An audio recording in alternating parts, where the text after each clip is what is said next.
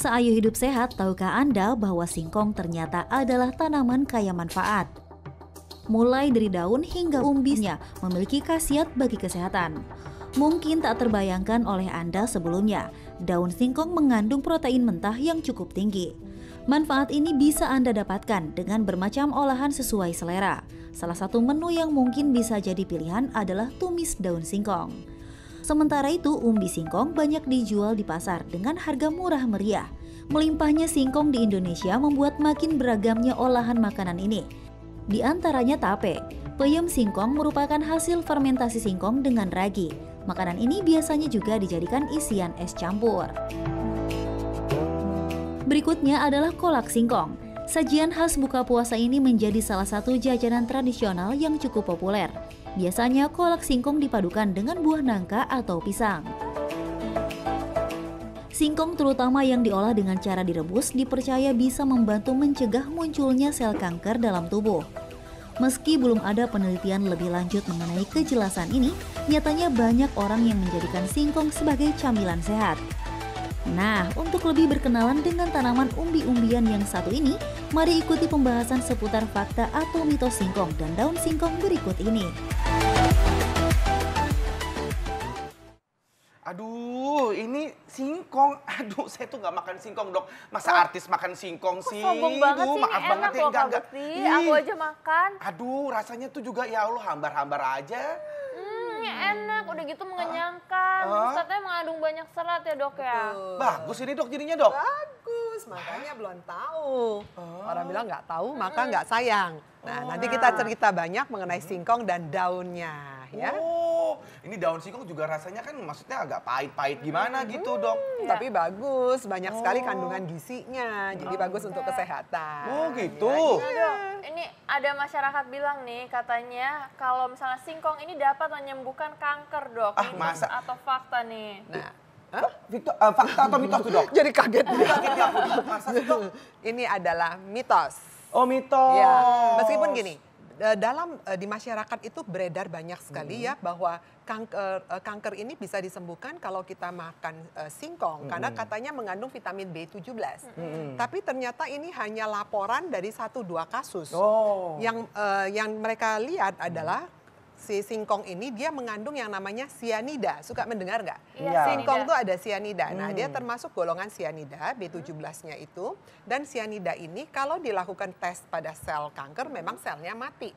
Tapi ternyata dilakukan penelitian pada sel yang lainnya, ternyata dia malah bisa merangsang terjadinya kanker kolorektal, kanker pencernaan usus, dan juga kanker pankreas. Jadi tidak semua dia bisa digunakan, makanya sampai sekarang penelitian lanjutannya masih harus dilanjutkan lagi. Oke, singkong yang seperti apa nih tapi nih Dok yang mengandung sianida yang berbahaya? Nah, apa tanda-tanda singkong yang mengandung sianida? Biasanya rasanya lebih pahit.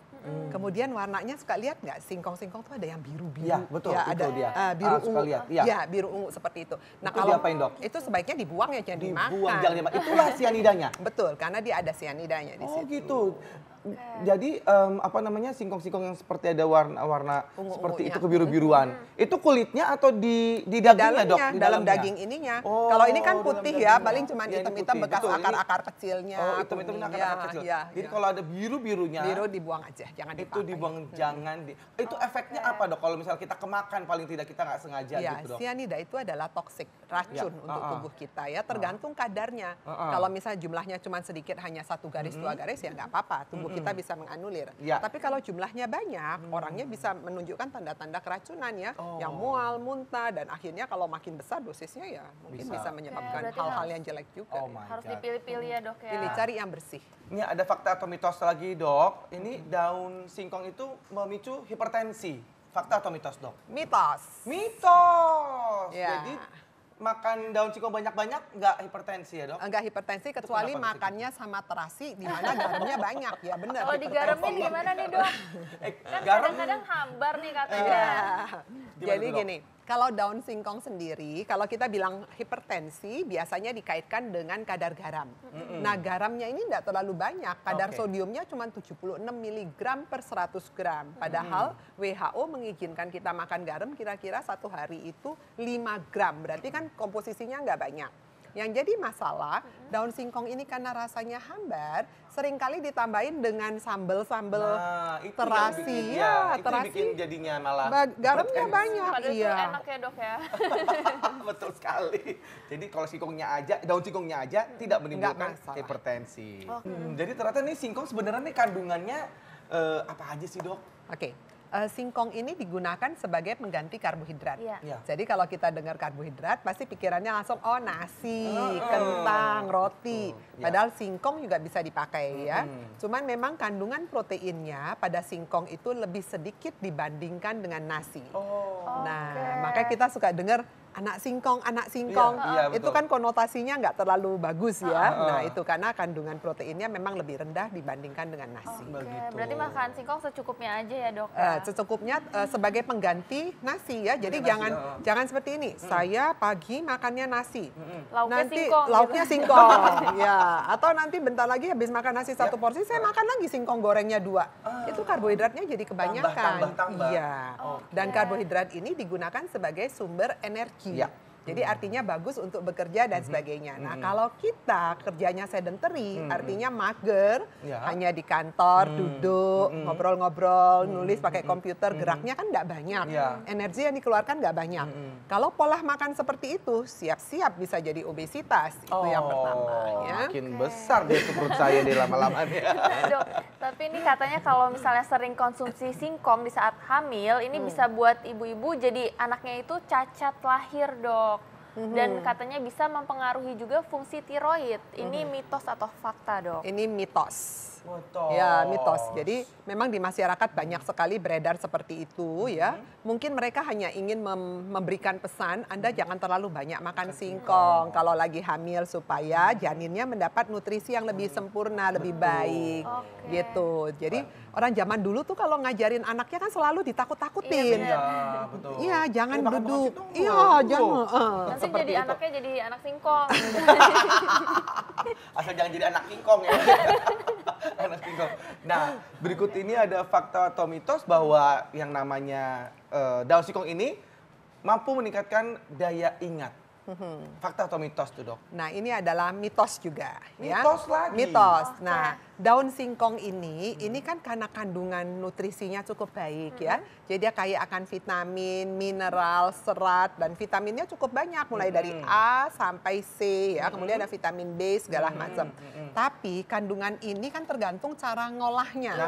Nah, kalau kita mengolahnya dengan cara direbus, bikin gulai daun singkong, apalagi orang Sumatera tuh suka daun ubi ditumbuk, pernah lihat enggak? Jadi daun ubi itu disebut, daun singkong ini disebutnya daun ubi. Daun ubi. Jadi ditumbuk kemudian dimasak pakai santan, dimasaknya yang lama. Iya. Nah, daun singkong ini dasarnya kan keras. Iya. Supaya bisa dimakan menjadi lebih Dilembutkan. enak harus direbusnya lebih lama. Otomatis vitamin larut airnya akan banyak yang hilang.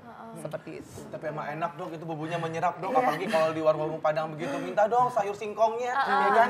Enak banget Dan dok. makin lembut-lembut daunnya makin enak, dok. Ya betul memang. Tapi ternyata itu menghilangkan Banyak semua vitaminnya yang larut vitaminnya air karena dengan proses pengolahan yang cukup lama. Oke, Jadi jadi harusnya pengolahannya harus berapa lama nih, dok? Berapa Ya, menit? tergantung dari daun yang kita petik. Kalau kita petik daunnya muda, tentunya ngolahnya nggak terlalu lama rebusnya Ya, ya. Paling oh. sekitar 20 menit dia sudah matang. Oke. Tapi kalau makin tua daunnya ya bisa sampai 40 menit, setengah jam nggak matang-matang.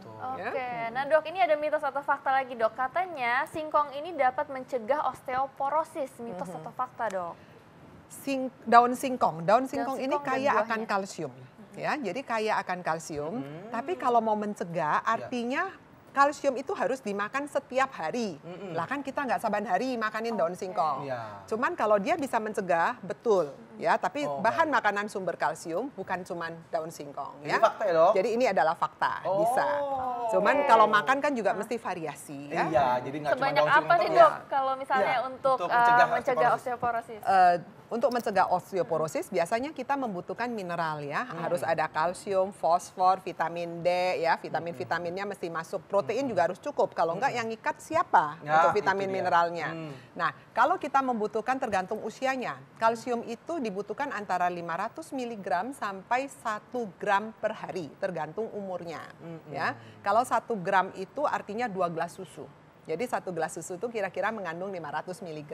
Nah, daun singkong, 100 gram daun singkong itu mengandung maksimal tergantung dari daun singkong yang kita petik. Kan ada yang muda, ada yang tua, daunnya makin hijau. Jadi kalau makin hijau biasanya kandungan kalsiumnya juga cukup tinggi. Nah, dan zat besinya juga cukup bagus.